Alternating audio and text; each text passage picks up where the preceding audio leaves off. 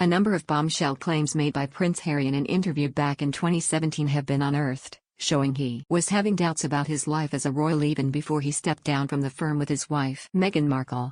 During the chat, the Duke of Sussex admits his 20s were a particularly troubled decade as he felt directionless and turned to alcohol and partying, adding that he came very close to a breakdown at the time.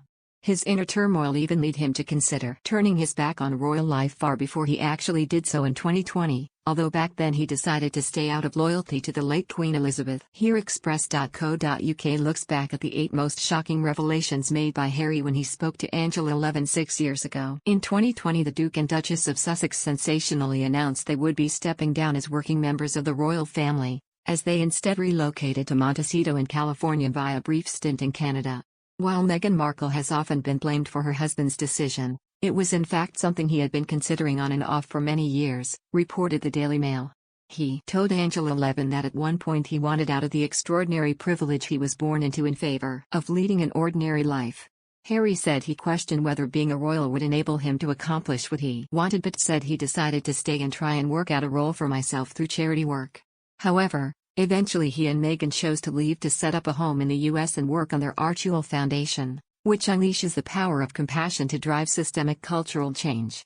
Harry revealed that his 20s were a troubling decade and that he lacked direction, wanting to escape from the trappings of royal life. He claimed his years of partying, drinking and heavy smoking were total chaos and admitted he came very close to a breakdown several times.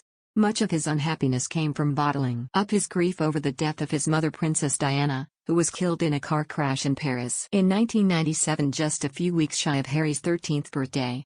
He said, "I spent many years kicking my heels and I didn't want to grow up."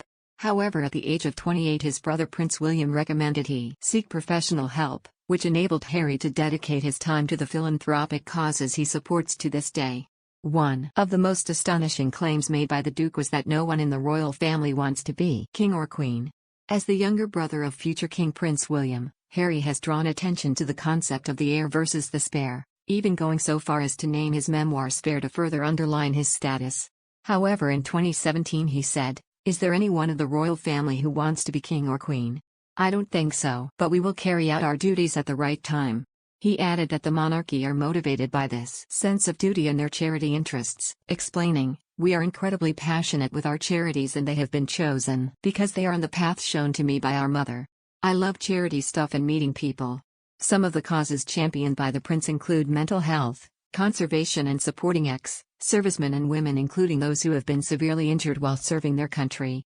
Speaking to Ms. Levin, Harry insisted that the royals have no desire to just be famous but want to harness their celebrity to do good in the world. He said, "We don't want to be just a bunch of celebrities but instead use our role for good." The Duke also said he disliked feeling I live in a goldfish bowl and has stated that the intense media scrutiny into his family's life was one of the reasons he left the UK. In 2017 he said, "I am determined to have a relatively normal life, and if I am lucky enough to have children they can have one too."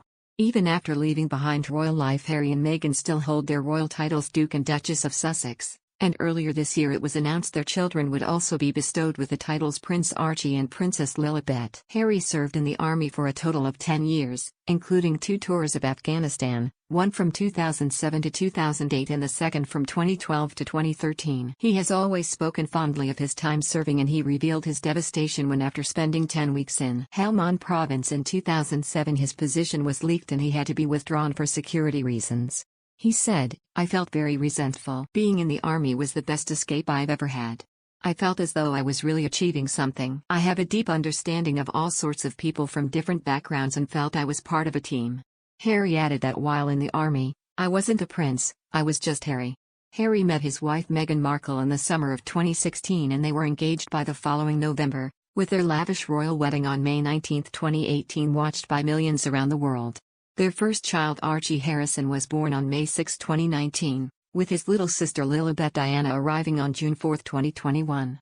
As a couple, the Duke and Duchess of Sussex are extremely vocal when it comes to their mental health activism. However, Harry claims she absolutely did not advise him over his issues in the early stages of their relationship. In the interview, Harry said it was in fact William who told him to seek help over his struggles with grief and alcohol. Harry has always defended the institution of the monarchy, even since he has left it behind.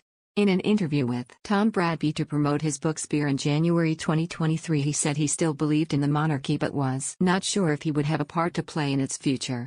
Yet in his 2017 interview he explained that the firm would need to change if it wanted to remain relevant after the death of Queen Elizabeth. He said, "We want to make sure the monarchy lasts and are passionate about what it stands for.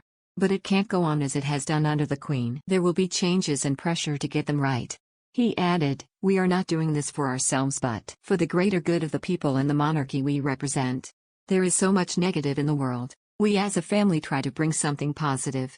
One of the more surprising revelations Harry made 6 years ago was that he did watch The Crown, the Netflix series telling a dramatized version of Queen Elizabeth's reign and the life of the royal family during that time. It is one of the streamer's most popular and most expensive shows, with the latest 5th series recording 107.39 million hours watched in its first week of release last November.